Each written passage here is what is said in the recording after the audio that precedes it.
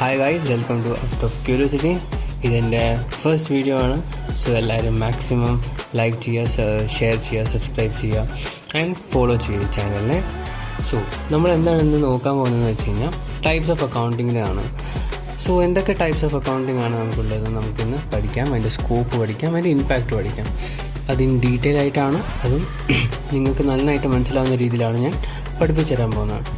അപ്പോൾ ഇതിൽ വരുന്ന ആദ്യത്തെ ടോപ്പിക്കാണ് ഫൈനാൻഷ്യൽ അക്കൗണ്ടിങ്. സോ അതിൻ്റെ ഡെഫിനേഷൻ നോക്കാം. The recording, processing and reporting of financial information to produce financial statements. നമ്മൾ ക്ലാസ് 11th and 12th ഈ കൊമേഴ്സ് സ്ട്രീം എടുക്കുന്ന സമയത്ത് നമ്മൾ ആദ്യം കേൾക്കുന്ന ഒരു ഡെഫിനേഷനാണല്ലോ അക്കൗണ്ടിങ്ങിന്. അതേ തന്നെ കാര്യമാണ് ഫിനാൻഷ്യൽ അക്കൗണ്ടിങ്ങിന് മീനിങ് ആയിട്ട് വരുന്നത്. നമ്മൾ ഫിനാൻഷ്യൽ അക്കൗണ്ടിങ്ങിൽ മോണിറ്ററി ടേംസ് ആയിട്ടുള്ള കാര്യങ്ങളാണ് ഡീൽ ചെയ്യുന്നത്. മോണിറ്ററി ടേംസ് പറയുന്നത് പൈസ റിലേറ്റഡ്, മണി റിലേറ്റഡ് ആയിട്ടുള്ള കാര്യങ്ങൾ. അപ്പോൾ അത് നമുക്ക് നമുക്ക് ഫിനാൻഷ്യൽ റിപ്പോർട്ടിങ്ങിന് നമുക്ക് ആവശ്യം വരും, ട്രാൻസാക്ഷൻസ് നമുക്ക് ആവശ്യം വരും. അങ്ങനെയാണ് അതിലാണ് നമ്മൾ മെയിൻലി പ്രോഫിറ്റ് ആൻഡ് ലോസും ഇൻകം സ്റ്റേറ്റ്മെൻറ്റും ആൻഡ് അസറ്റ് ആൻഡ് ലയബിലിറ്റി എന്ന് പറഞ്ഞ ബാലൻസ് ഷീറ്റും ക്യാഷ് ഫ്ലോ സ്റ്റേറ്റ്മെൻറ്റ്സും ഫണ്ട് ഫ്ലോ സ്റ്റേറ്റ്മെൻറ്റ്സും അങ്ങനത്തെ കുറേ സ്റ്റേറ്റ്മെൻറ്റ്സ് ഉണ്ടാക്കുന്നത്. എല്ലാവർക്കും ഈ ഒരു ഡെഫിനിഷൻ മനസ്സിലായെന്ന് വിചാരിക്കുന്നു, ഈ ഒരു എക്സ്പ്ലനേഷൻ മനസ്സിലായെന്ന് വിചാരിക്കുന്നു. രണ്ടാമത്തെ ടോപ്പിക്ക് വരുന്നതാണ് മാനേജ്മെൻറ്റ് അക്കൗണ്ടിങ്. ഈ മാനേജ്മെൻറ്റ് അക്കൗണ്ടിങ്ങിൽ എന്താ വരുന്നത്? മോണിറ്ററി ടേംസും വരും, നോൺ മോണിറ്ററി ടേംസും വരും. എന്ന് വെച്ചാൽ പൈസ റിലേറ്റഡ് ആയിട്ടുള്ള കാര്യങ്ങളും പൈസ എല്ലാം വേണ്ട, അതിൽ സ്ട്രാറ്റജിക്കലി കുറേ കാര്യങ്ങൾ നമുക്ക് യൂസ് ആവും. HR, ഹ്യൂമൻ റിസോഴ്സസ് പറഞ്ഞിട്ടുള്ള കാര്യങ്ങൾ നമുക്ക് മാനേജറിൻ്റെ ഓരോ സ്ട്രാറ്റജീസ് വരും. അത് മാത്രമല്ല നമുക്ക് എംപ്ലോയീസിനെ കുറിച്ച് നോക്കണം, സോഷ്യൽ നമ്മൾ കോർപ്പറേറ്റ് സൊസൈറ്റി സോഷ്യൽ റെസ്പോൺസിബിലിറ്റി ഉണ്ട്, CSR പറഞ്ഞിട്ട് അങ്ങനത്തെ കുറേ കാര്യങ്ങൾ നമ്മൾ ഡീൽ ചെയ്യും. അപ്പോൾ ഇതിൻ്റെ ഡെഫിനേഷൻസ് ഒന്ന് നോക്കിയാലോ. The preparation of financial and non financial information to support management activities, അതാണ് മാനേജ്മെൻറ്റ് അക്കൗണ്ടിങ്. അതിനകത്ത് നമ്മൾ രണ്ട് കാര്യങ്ങൾ നോക്കും, മോണിറ്ററി ടേംസ് നോക്കും, നോൺ മോണിറ്ററി ടേംസ് നോക്കും. ഇത്രയേ ഉള്ളൂ മാനേജ്മെൻറ്റ് അക്കൗണ്ടിങ്ങിന് വരുന്നത്.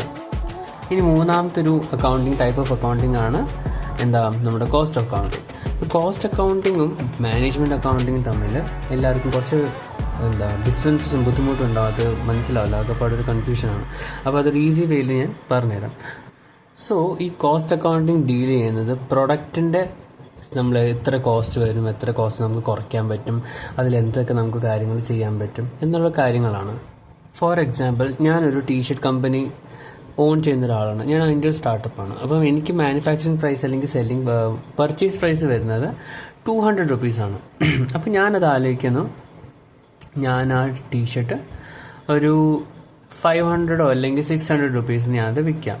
എൻ്റെ ഒരു മൈൻഡിൽ അത്രയാണ്, എനിക്കത് പ്രോഫിറ്റ് കിട്ടുക, എനിക്ക് എത്ര വരിക എന്നൊക്കെ നോക്കിയിട്ട്. പക്ഷേ നമുക്ക് വേറെ കുറേ കാര്യങ്ങളും കോസ്റ്റ് നമ്മൾ ആഡ് ചെയ്യും.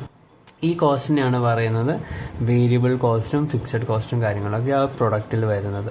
അത് നമ്മൾ ഒരുപാട് ഡീറ്റെയിൽ ആയിട്ട് പഠിക്കും, നമ്മൾ അതിൻ്റെ ഒരു കാര്യങ്ങളാണ്. പക്ഷേ കോസ്റ്റ് അക്കൗണ്ടിങ് നമ്മളിപ്പം തൽക്കാലത്തേക്ക് മാനേജ് ചെയ്യേണ്ട അല്ലെങ്കിൽ അണ്ടർസ്റ്റാൻഡ് ചെയ്യേണ്ട മനസ്സിലാക്കേണ്ട കാര്യം എന്താണെന്ന് വെച്ച് കഴിഞ്ഞാൽ, ഈ ഒരു പ്രൊഡക്റ്റിൻ്റെ കോസ്റ്റ്, പ്രൊഡക്റ്റിന് വേണ്ടി വരുന്ന കോസ്റ്റിൽ നമ്മൾ എന്തൊക്കെ ചെയ്യുന്ന ഒരു അക്കൗണ്ടിങ് ട്രീറ്റ്മെൻറ്റ്സ് ആണ്, അത് ആരാണ് ഹാൻഡിൽ ചെയ്യുന്നത്, അതിനാണ് കോസ്റ്റ് അക്കൗണ്ടിങ് എന്ന് പറയുന്നത്.